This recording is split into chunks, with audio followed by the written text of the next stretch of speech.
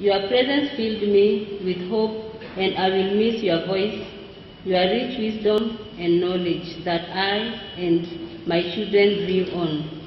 I will miss our family trips, the jokes and stories you always told us. It is with grief and a deep sense of loss that I said to you this message of condolence and encouragement following the death of Honorable Mark Muidaga.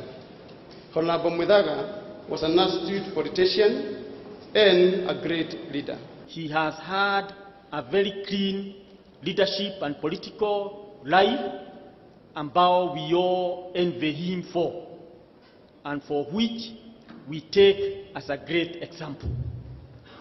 There is no doubt he was a great man, but his level ya kunyenyekea, we have never seen it anywhere.